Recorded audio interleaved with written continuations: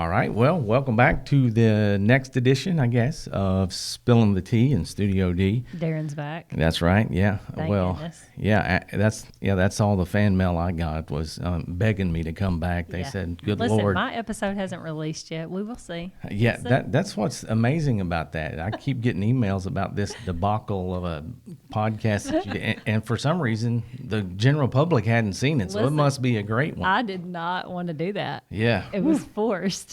Yeah, So, absolutely. Other duties as assigned, I guess. Yeah, okay. Well, we digress, right? Well, we got a couple of live wires today. We got the folks from Virtual Arkansas, so we're very happy to have y'all here today. So if you guys want to start off, we got John Ashworth and Brandi Benton, and we'll let y'all get in there, get rolling in a minute. But first of all, I know this thing's not going to time out the way we want to, but we're actually recording this on November 11th, which happens to be Veterans Day, and I know John serves the country, still going strong there. I want to start out by saying appreciate you serving the country. Thank you. Yeah. And how long have you been serving? It's been February be 22 years. Wow. Oh, So, wow. yeah. That's great. Yeah, and I guess going to keep on doing it a while, or have you thought that far down the road? It's the end will probably be near pretty soon. Okay, so. gotcha. Yeah, a couple more summer camps in your. A couple more summer camps, I think I've got in me. Yeah. And I'll ride off into the sunset. Yeah, one of my roommates in college, he did the old GI Bill, and I can remember summer camp. You know, it was one of those things, he knew it was coming, and but at the end of the day, he always came back with, I guess that renewed spirit, if you will, about it, and always that camaraderie with the group that he served with. So, but again, really do appreciate you. Yeah, thank you. Yes, thank you. Virtual Arkansas, if maybe kind of way we like to kick this thing around is, from the personal standpoint, maybe talk about how you got started in education, and then maybe talk it all the way up to where you are now, both Okay. of you. And the one thing I will say about Virtual Arkansas, there's some confusion out there because there's so many online products, and we'll get into that a little bit later. But let's just start off maybe by you guys telling us about your background in education and maybe what influenced you to go down the road of education. Well, I think the biggest influence for me was my mother. Mm-hmm. She was an elementary teacher for, 40 Wow. 40-something years. Oh, wow. Yeah. So she was in her 70s when she retired. Wow. And she was really good at what she did. Mm-hmm. And went to college, didn't know at the beginning what I was going to do. Mm-hmm. I loved athletics and I loved science. Mm-hmm. So put those two together, I became a coach Wow. and a science teacher, but really teaching became a passion. Yep. And it just, combined with my love of science. Mm-hmm. And so it was a natural fit for me, and decided to go that route. So I got into teaching in 2000. Mm-hmm. Been doing it ever since. Got in Right. administration in 2008. Wow. Okay. Yeah. Kind of fast tracked it a little bit. And go ahead. That's kind of like me. I tell people all the time, I was a sorry teacher. I only taught for 4 years and then got into admin. But yeah, it's it's interesting. Most folks that we visit with and talk to them, and the influence that they do have getting into education. My dad. Neither one of my parents went to college or what have you, but Dad was National Guard. But the story there is by serving there, he got called into the Central High crisis, and the only active duty he did, he got called up. I think it was the 1st Airborne while he was over there. Uh-huh. But with that experience is where he told me that, that he really learned the importance and saw and felt like that, every single person deserves a quality education. And he said, it put a different spin on it, over there fighting for those kids to get in there and get that. He said, he got a good education growing up, there at Fountain Lake, but he also said, we took a lot of that for granted. And so from that point on, he 17 years he served on school board at Cutter Morning Star, where we ended up going. So and big influence, as far as me going back and doing that as well. Yeah, there's a lot of breadcrumbs when you look back over your career and your life. Sure. The influences in your life. So I already talked about my mother. She was the first person that taught me that to influence the students and really Right. impact their lives, you have to love them, Right. and they have to know that you care Right. for them. Right. And so that was Mhm. she was the one that taught me that early. Sure. Yeah. Yeah. And I've had the opportunity, I guess, or the good fortune to hear Brandie talk several times to, anywhere from, I guess you would say, junior high to high school folks. You've got an incredible story as far as kind of how you got pulled in too, right? Definitely. I always knew I was going to be a teacher. I'm the oldest kid in the family, bossy. Got the boss. Taught everybody else how to Yeah. do everything. But I was also that kid who took home all the leftover, like the discontinued textbooks at Right. the end of the school year, so I could play school. But I also had a really good history teacher in high school, attended high school at Kirby, Mr. York, and he got me really interested in history. And so I knew pretty early on that I was going to be a history teacher. Right. But to my story that Darren's familiar with, because he actually invited me out to speak to their senior class. I don't know, it's been a long time ago. But I tell this story about how my high school sweetheart and I had a baby when I was a senior in high school. And so that really changed kind of the trajectory of how I thought my life was going to go. But I had Right. a lot of supports in my family. Right. And so I was able to continue, enroll at Henderson State, complete my education, graduated summa cum laude. My grandmother kept my baby, and everything turned out just fine. And but it was I had some challenges for sure. But I always knew I was going to be a teacher, and so I ended up teaching middle school for several years at Hot Springs in the International Baccalaureate program. Loved it, love data, love assessment. So I actually ended up taking a position with the Learning Institute. I was their professional development coordinator and also wrote some elementary education literacy items for a while. And then I was offered a position with Henderson State University. I had hosted some of their interns in my class, and Judy Harrison called me one day. I was teaching educational psychology as an adjunct and said, hey, we've got a position. It's an interim position. We didn't really have any qualified candidates. Will you take it? And so she offered me to come on as the director of admissions and clinical experiences for Teachers College. Accepted that position, and then I was at the university off and on for a total of 13 years because I had a little jaunt there for about a year when I was in their tech department as the webmaster as well. And so picked up a lot of tech skills there. We were just launching WebCT at Henderson State then, but stayed with Henderson State for a number of years. I was a professor there. I was the associate provost over enrollment services for almost 5 years, accreditation coordinator, a lot of different hats. And at the same time, I was fortunate that I got to continue to teach as a professor. Got to teach my favorite course. My dream course was always to teach special methods in social studies. So I got to play a role in preparing social studies teachers for a number of years. That was the course that I always wanted to teach since I'd taken the course when I was a student myself. And so that was truly, to me, like a gift to get to do that. And then a couple of years ago, I met Mr. Ashworth, and he had a position available at Virtual Arkansas. The timing was right, and I was ready to get back into working with schools and with students again and with teachers in that capacity. And it worked out, and I'm in my second year with Virtual Arkansas as deputy superintendent over curriculum and instruction, still getting to support those teachers through our professional development that we offer there.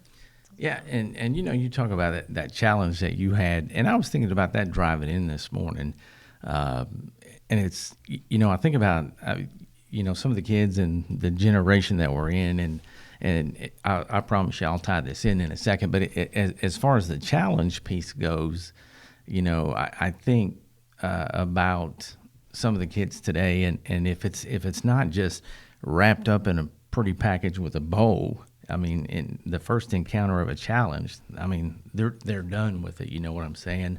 And that's the thing I think that I absolutely love about Virtual Arkansas is able to meet some of these kids with those challenges and able to really and truly design a plan that meets them where they're at, and you're able to sit down, with them or with their counselor and let those kids know, hey, I mean, this is not the end of the road for you. I mean, this is actually just an off ramp to, just endless possibilities, really. So let's talk a little bit about Virtual Arkansas, because I think one of the things that a lot of people across the state of Arkansas, honestly, they don't know that one of the best, and when I say this, it's a true statement, that one of the best programs in the country, because you guys got the awards, those kinds of things to back it up.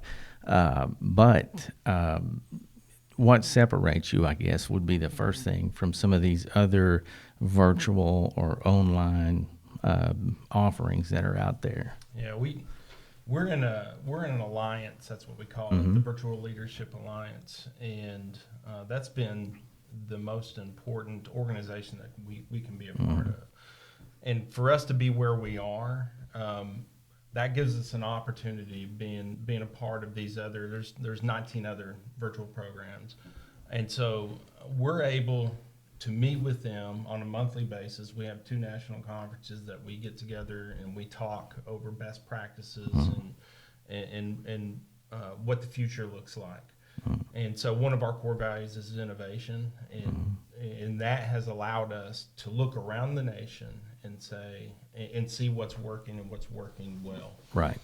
So that's really helped us go forward. But for us, there's a few things that we do a little bit different. We have committed ourselves to full-time teachers that are available on a daily basis throughout the day for our students. Right. And so it's the synchronous component, as we call it, synchronous versus asynchronous component. The synchronous component is extremely important. We just talked about, I just mentioned, my mother taught me from an early age that, relationships are important. The kids have to know that you care for them and that you love them. And so that's woven into our core values. Right. And the relationship piece, because a lot of people look at online learning, and I struggled with that as well. How to coming from that background and with that knowledge, the studies that say that relationships are of preeminence in education, how do you do that? And so we have a focus on that, and we measure it. We started measuring it early, and one of the questions that we ask in our perception surveys from our students is, my teacher cares for me. And so they answer that question. And when we first started, to be honest, it was lower than what we wanted it to be. Right. And so then you look at that information and you say, what is there something that we can do? And if there is, then we need to do it. And so we looked at how can we make sure that we do care for our students. Our teachers care and they love them. Sure. How You does have to show that. Yeah. How do the students know that? And so you just implement strategies. And we did that. And so we went from about 78% of the students that responded to that question to now it's at 92%. Yeah. When COVID hit and we came up with K6 virtual for some of our districts or whatever, we worried about that because they're not in front of elementary students, but we have some great teachers, and when you have those teachers that truly care, and it doesn't matter, if you're on a screen or if you're in front of them, those kids are going to know it. So they really have done a great job. Well, and speaking of the COVID thing, I think that's really where y'all, in my opinion, started this, set yourself apart. A lot of folks were scrambling around saying, what are we going to do? But it was business as usual for you guys. This is what we do. Yeah. But not only that, it gave you guys, as they're scrambling, it gave you guys an opportunity just to, enhance what it is that you did every day. Yeah, because y'all brought in 7th and 8th grade, right? We did. With that, yeah. We did. And it's funny. We have so many stories, and we collect those stories. We ask our teachers, when you have great stories to tell, we actually collect that information on a Google form. So we have this for years and years. And if you ever have a bad day, pull up that spreadsheet and start looking at the impact that you have. But I was talking to a principal not too long ago, it was about a month ago, And I was at a meeting, and before the meeting started, she said, "Mr. John, I got something I need to tell you." And I said, "What is that?" And you never know what you're going to Sure. hear. So Yeah. hopefully it's a positive thing. Yeah. It usually is. But she said, I have a daughter that that has a class with you all, and we don't have the opportunity here, and it's actually our ASL class. And she said, we have some hard of hearing people in our family. She wanted to be able to communicate, and so she took this class, and she absolutely loves it. And she said, and the amount that she has learned in this short amount of time has been amazing. And then, so we have stories like that, all over the place. But another one that I love is another parent was talking to me about her daughter during COVID taking our class. So that was 1920, the school year, and she was in a math class, and she had to take it due to a local conflict. She couldn't take it at school, which is one reason why we're beneficial to the schools, because especially smaller schools, you may have a scheduling conflict. Right. Well, there's an opportunity for you to fit in another class that you want locally by taking this particular class with Virtual Arkansas.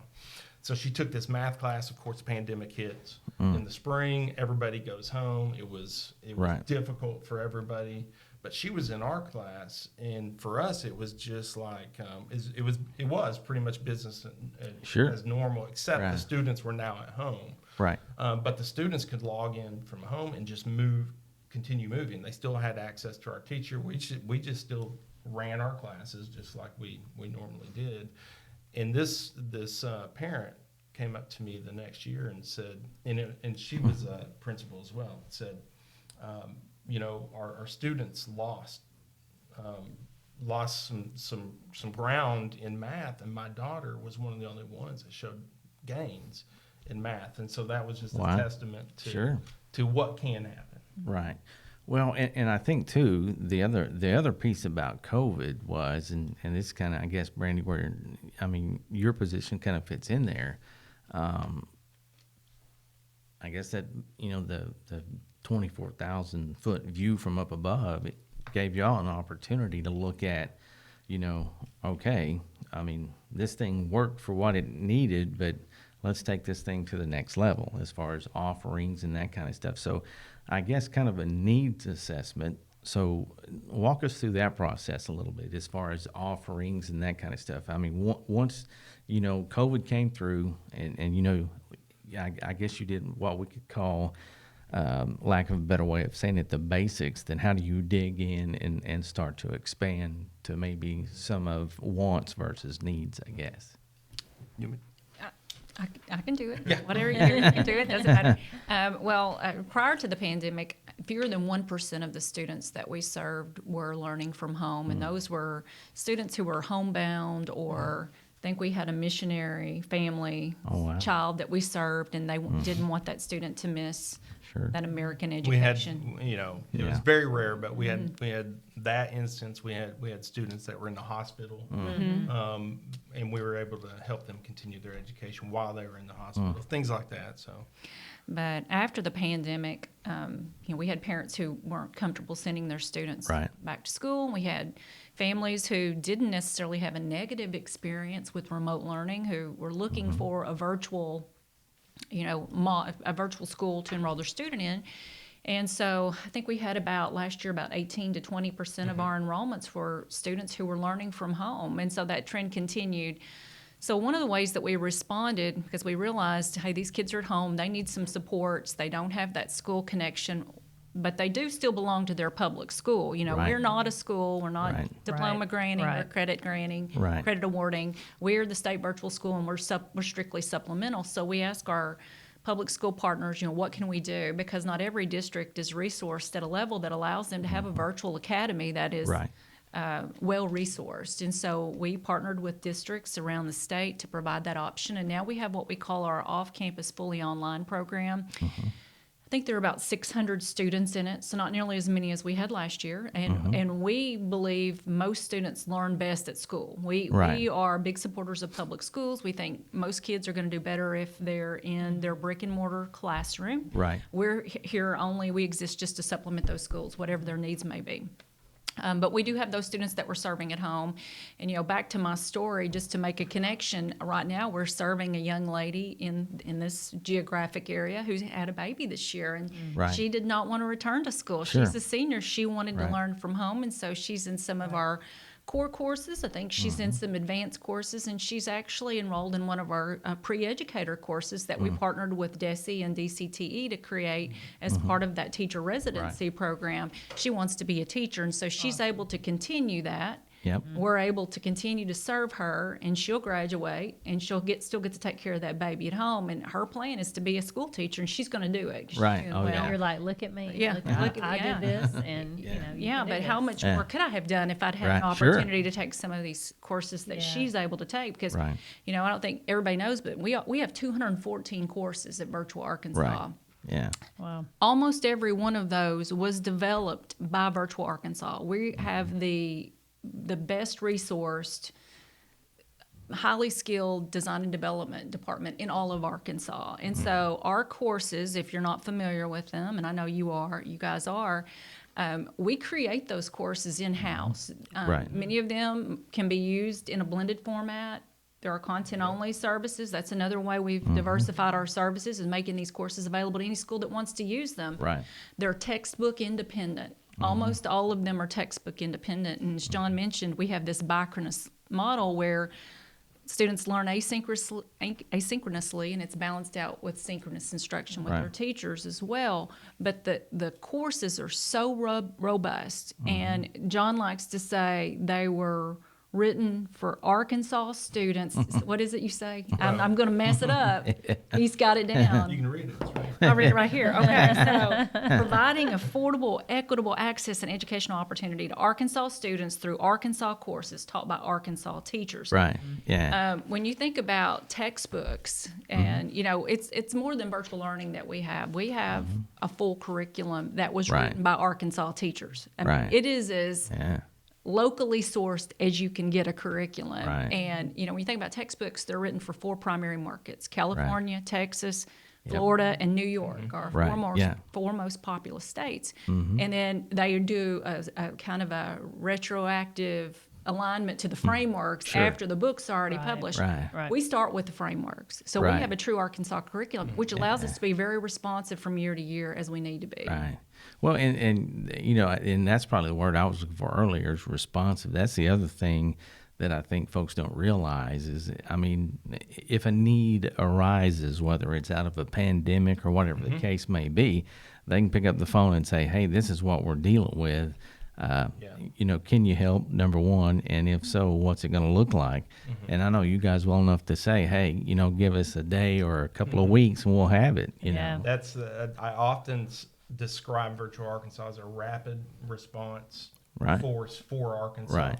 Very fortunate that Right. that back many years ago, those in leadership had the foresight Right. to say, hey, we need to start going down this path and have our own program that's Right. going to be able to provide these opportunities Sure. for students. And so, that's what we've been doing. And it's 2013-14. I was just talking about that to our staff the other day. Next year is the 10-year anniversary of Virtual Arkansas. Right. It's been a quick 10 years.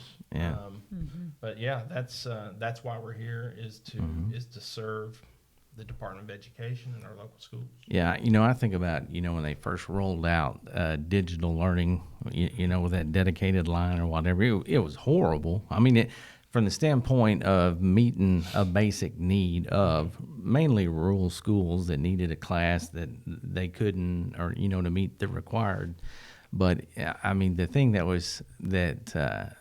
I guess the biggest hurdle was bell schedule, and trying to juggle around that, but that's no longer an issue either. When I first became administrator in 2008, I was at a rural school. Right. And that's where my passion for rural came from. Right. Because I was at a rural school and I saw Right. the difficulties that they had, because you could look 15, 20 miles down the road. Right. There's a school that can offer 70% more Right. opportunity, education opportunities for students, and you look at that and you go, is that equitable? The Right. answer is no, that's not Yeah. equitable. How do we address that? The old CIV days, that's Yeah. what we use. Yeah. So, Right, and yeah. that's where you say, the bell schedule you kind of hurts you, because Right. if we were going to use those digital learning tools and opportunities that were available back then, they were great. Right. It was unbelievable to me as a rural school administrator to be able to offer 2 or 3 extra classes, just Right. 2 or 3 Right. extra classes. Sure. That was a world of Yeah. help to us. Right. And we had students that loved the opportunity to take Right. those 2 or 3 classes. Well, fast forward past those CIV days, Yeah. and now you have Virtual Arkansas. Mm-hmm. We offer 146 courses with a teacher that anybody in the state can choose. Right. Yeah. And so, I look back when I moved to a larger school after that, and when the law came out and it said, hey, everybody's going to offer, or every student has to take an online course Right. or a digital course by the time they graduate, which makes sense, Right. because it's the world that we live in. Absolutely. Right. When my daughter goes to college, she's on campus, Yep. and about half of her classes she's taking online. Right. Yep. Yeah. She can sit at the house Yeah. and Yeah. take that class. It's just the world we live in. The military, a lot of our training is online, so it makes total sense. But when that law came out, of course, I'm networking with other principals, and I'm trying to see what everybody's doing with this law. How are you going to implement this? Most were just choosing one course, and they said, here's what we'll do. We'll take this one course, Right. and we'll offer this to our students, and everybody will take that course. And I thought about that, and I thought, what's the intent of this law? To me, the intent of that law was to increase educational opportunities for students. Right. And although at that time I was at a larger school, if I just open up the catalog, I increased, not me personally, but our school, our administration, increased our electives. It was something like 24 courses just immediately Yeah. Right. to our students. And so their choices went up. So now that increases educational opportunity. And then concurrent credit, Right. concurrent CTE, concurrent credit. Those are the opportunities that are most missed by our smaller and our rural schools. Absolutely. And our high poverty Yeah. schools. Yeah. And again, that's the reason that I wanted to be with Virtual Arkansas, because I saw what it could do. I was at a school that my last year there, we graduated 5 students with an Associates of Art. Okay, right down the road, you had a school that could barely offer concurrent credit. I have kids with 60+ hours concurrent Right. credit. Yeah.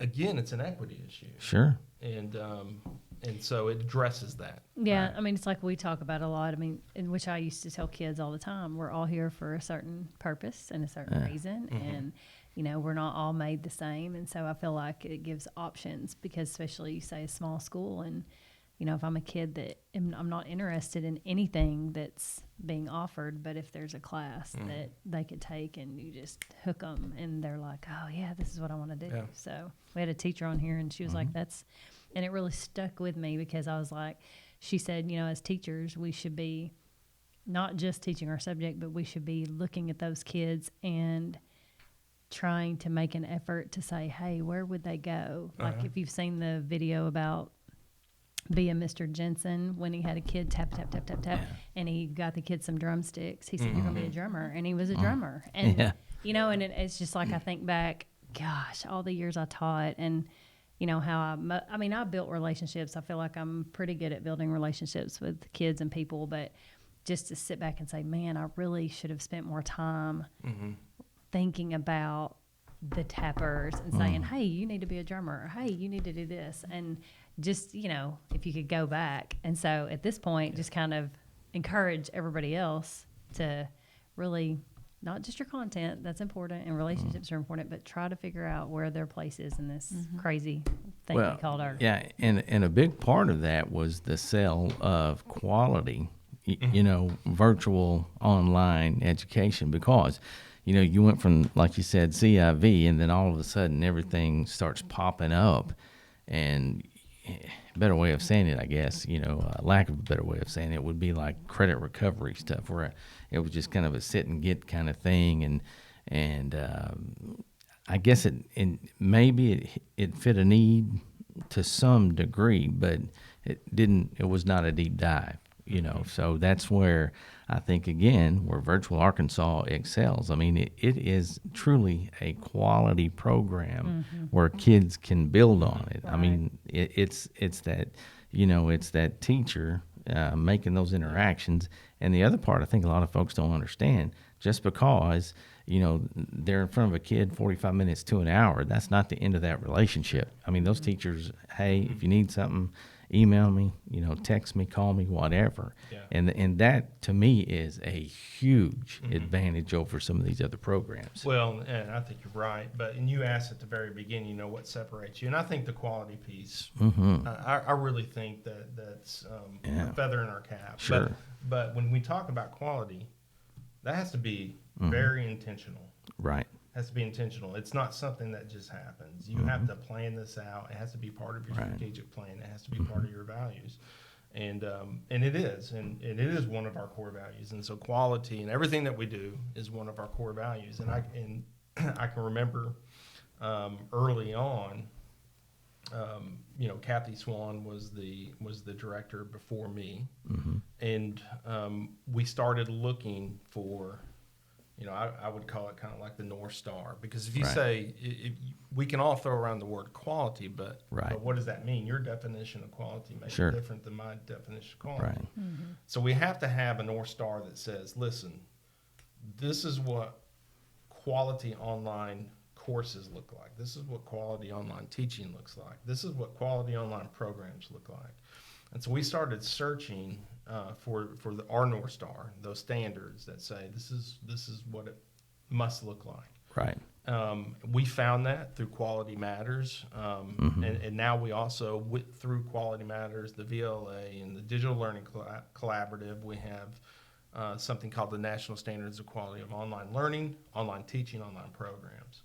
And so that's what we use. And in 2016, we said we set a goal. We said by 2019, we want to start having our courses put through Quality Matters to be reviewed by outside entities to say, yes, this meets those standards, and give us that stamp through Quality Matters. 2019, our first courses started getting approved, and now we are third in the nation in the number of quality reviewed and approved courses in the whole nation. So we're really, really proud of that.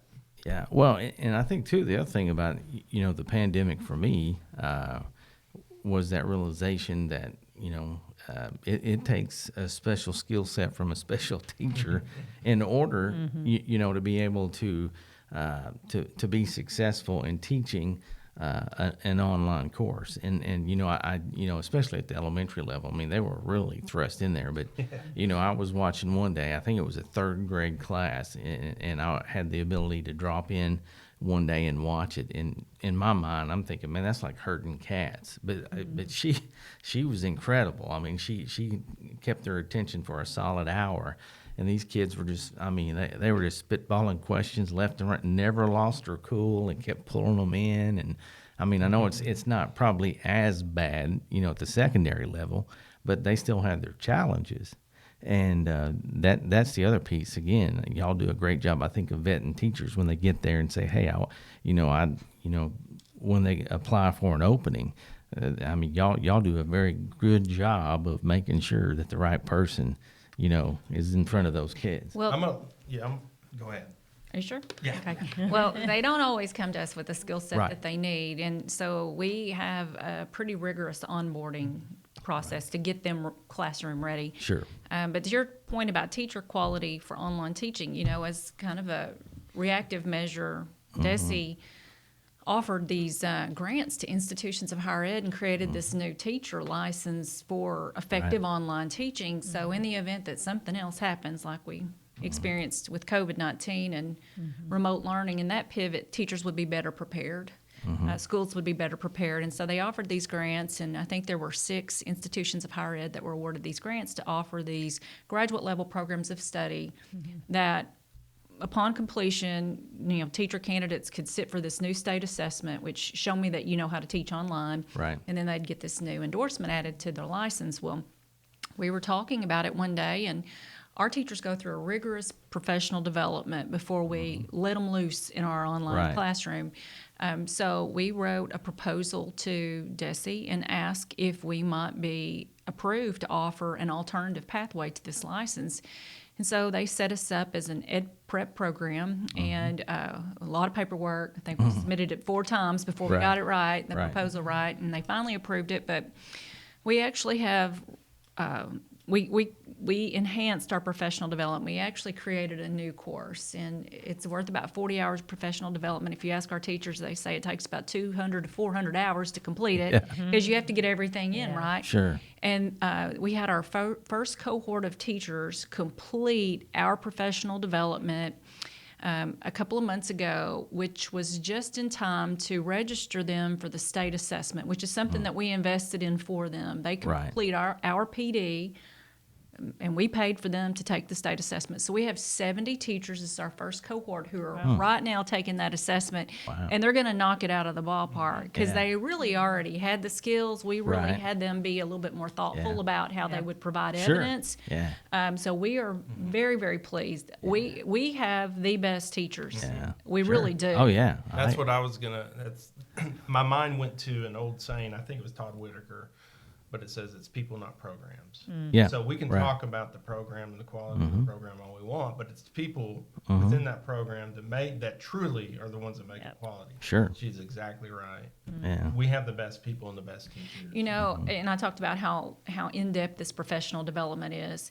When we talk to our teachers about why we want to do this, why we want you to add this endorsement. We said this is going to be a VA initiative. We're all going to do it, every one of us.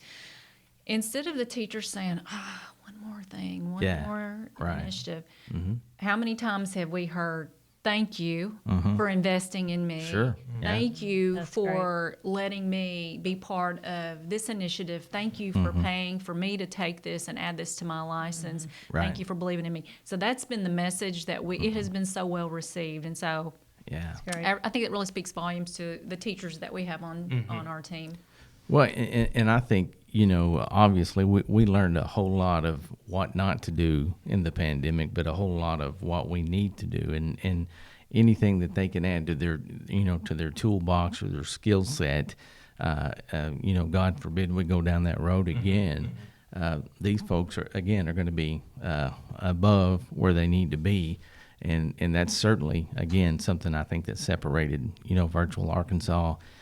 Again, I hate to keep using that term, but it was business as usual for you all. There wasn't any panic in what y'all were doing. Is what we do, and so had it not been for that, I think there would have been, and although there was chaos, but there would have been whole lot more had it not been for, the level of instruction that you guys were used to providing out there. So go ahead. I'll tell you this, because a lot of people don't know this story, but so they closed the schools mid-March. I can't remember the exact date. It was like March 12th or 13th, somewhere around there. It was right before spring break.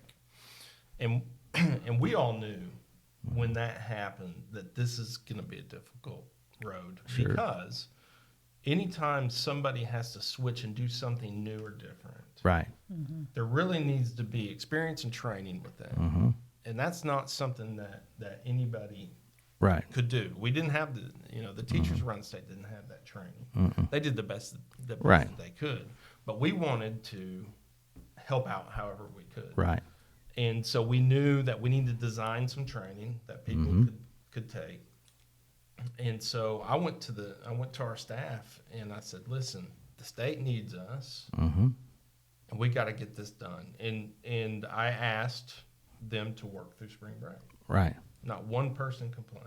Right. They said we got to do this. Right. You know. Yeah. And then another thing that was impressive to me is we wanted to open up the content only courses, so teachers, if they wanted to, could use the courses that we had already available, Right. and they could use them. Sure. And put their students in them. And Yeah. so, but we have something, you know, that there's a cost associated with Right. it. So Right. I called our vendors and I said, listen, this is what I want to do in our state. It's Right. only from March to May. Right. Would you work with us? Yeah. Everyone, except for one, but everyone, I won't name that one. Right. but every vendor that we had said, yes, we will do that. Mm-hmm. And That's so, awesome. so everybody worked together Yeah. to get through it. Yeah. That's awesome. Yeah. Yeah. I was just going to say a minute ago, it like dates us all because all these younger educators that are watching this are going to be like, what is CIV? I'm like, they have no clue. Compressed interactive Yeah. video. Yeah. But they're going to be like, huh? And I was Yeah. thinking, yeah, my daughter doesn't know a world without cell phones, and that officially means I'm getting old. Yeah, or it, honestly, it's crappy in-house video is what Yeah. it was. I mean, it was terrible. I can remember Don and I taking a class at the math and science school, and they were popping that dude in there with CIV, Yep.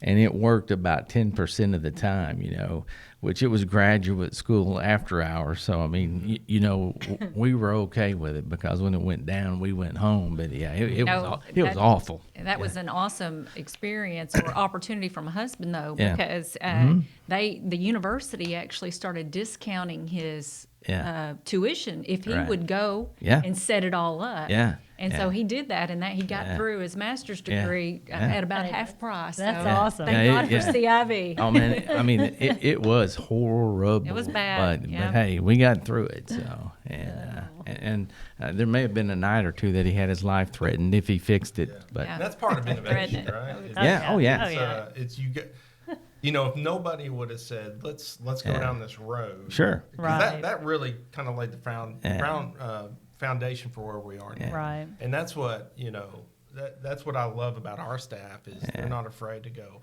let's go ahead and jump into this. There's Right. going to be some growing pains, but we're going to lay the foundation for what's coming down into the future. And that's the way I kind of look at Oh, yeah. things like CIV. It laid the foundation. Look where we are now. Yeah, and to me that is the piece of innovation that holds a lot of folks back is You're right. is that fear of the unknown, number one, but bigger than that is that fear of failure, which I mean, Candace has known me long enough. I mean, we just call it failing forward because Right.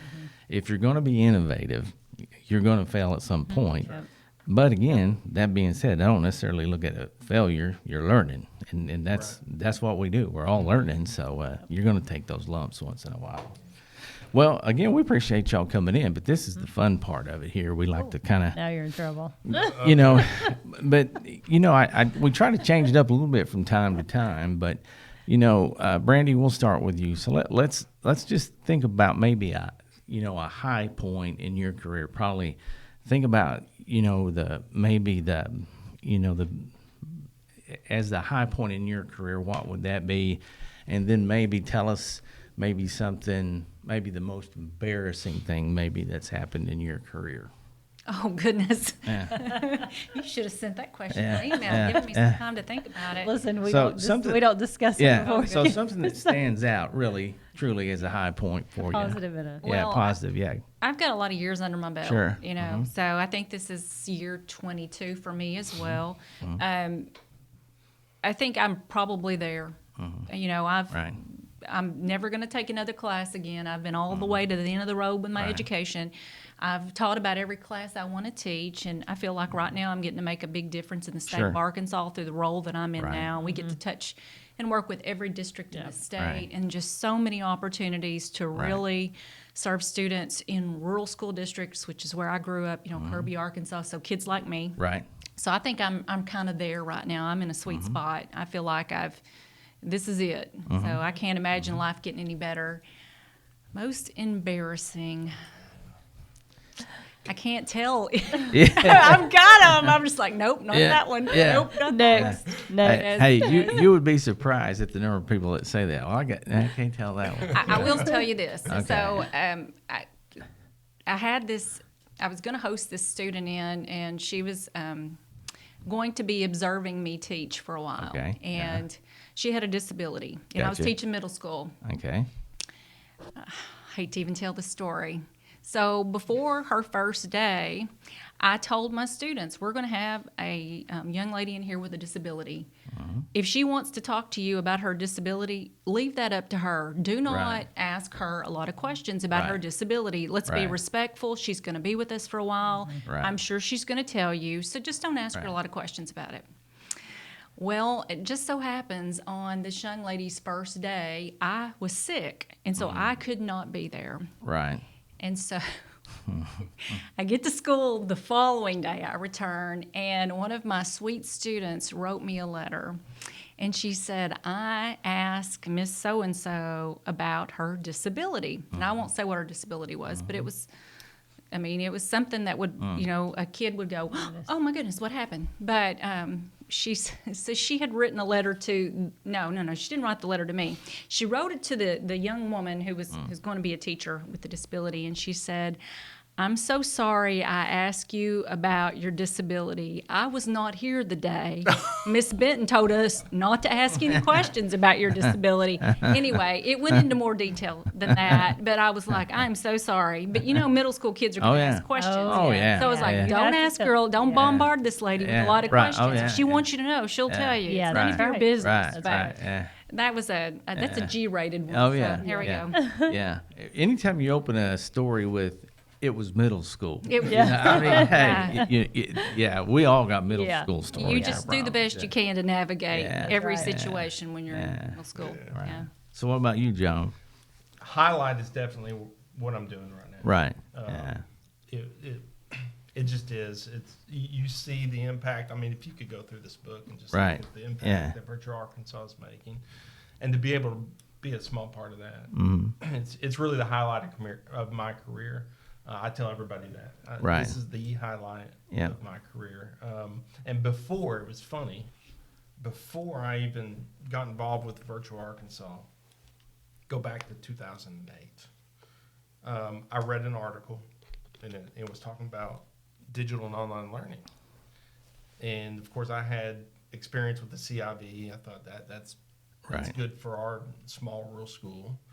But it said by 2000, I think it was 22 or 23, 50% of students will be taking an online course. I thought, wow. And I could see the benefit. Fast forward, I'm at a larger school district, and Kathy Swan called me, had no clue I would ever work for Virtual Arkansas, and she said, would you talk to some of the superintendents about what you're doing with online Right. learning in your school? And I said, absolutely. And I can remember the first sentence I said when I was in front of them. I said, Virtual Arkansas is a vehicle to equity in Arkansas. Sure. And I believe that. Right. Never even thought I would ever be a part of Virtual Arkansas, but I believe that. And now that I'm a part of it, I believe it even more. So this is the highlight, definitely, of my career. Embarrassing. So I get, there's a lot of them. Oh yeah, we all have them. Yeah. Oh, yeah. So I'll go back to my very first night, community night. I was a young principal, and we're having the community out, the parents out, all the students out, and so it's a big night. I'm a new principal, so everybody's coming to meet the new principal, and so one of the major things that we were to have ready for those students was their schedule. Oh yeah. Okay, so that was important. They weren't there to see me really. They were there to get the schedule. Well, we had a problem. So at a small school, you know, you work very closely with the counselor. The counselor comes up to me late in the day and she goes, "Listen, this printer is not working." And so it's this specialized printer, and she said, "It's just not working." She goes, "I'm going to work on it until the meeting." And so we get into the meeting, and we're in the cafeteria, and it's really hot because it's like early August, Okay, yeah. Yeah. and it's really hot, and the air conditioner's not working. Oh man. And so I'm dressed to the nines because I want to Yeah. put a good foot forward, and I'm sweating profusely. And and I'm thinking in my mind, what am I getting ready to say? Because Yeah. we don't have No we schedules. we don't have these schedules. And Right. she had told me, the counselor had told me, she goes, I will bring them down the hall as soon as we get them. So I knew they had started printing. I'm Right. sitting there trying to put this off to try to get the schedules in. And I have a good view of the hallway. Right. I see her around the corner, and she's holding the schedules like. Yeah. Save the day. But I will never Save the forget day. that night. I was pretty nervous about that. And the parents are thinking, look at this guy. He's already nervous. He's sweating up there. Yeah. Yeah. Gosh, I'm like, bad things happen to me all the time. Oh, yeah. I mean, Yeah. I was trying to think of one because we've talked about several, Yeah. but I was teaching algebra, ninth graders, algebra, and Darren's Yeah. math Yeah. terms. But Yeah. I'm teaching slope, rise over run, and I wrote rise over run. And the kid said, "Hey, Miss Bennett." And I wasn't paying attention. I was writing past. They're like, "Are we driving you to drink?" I'm like, "No, but you're driving me to think about drinking." Yeah. Yeah. Exactly. They just started laughing and we kept going. Yeah, Right. yeah, and like I say, I mean, everybody's got them, but the thing for me, I guess, having radio in my background is just being able to think on my feet, and I've told this one before too, but high school principal at Lakeside, and had a kid that was down there, and he comes in, and teacher would send him to, he was just being, basically just being himself and disrupting the class. And I was going to roll in, talk to him, sit down in the chair breaks, dumps me out, and he's just like, so I tell him, I said, what are you doing, man? I said, this is about the third time we've had this discussion. Are you going to quit? And he's like, yes, sir. Yes, sir. And I said, okay. I said, last chance, next time, you're going to ISS for a couple of days. Okay.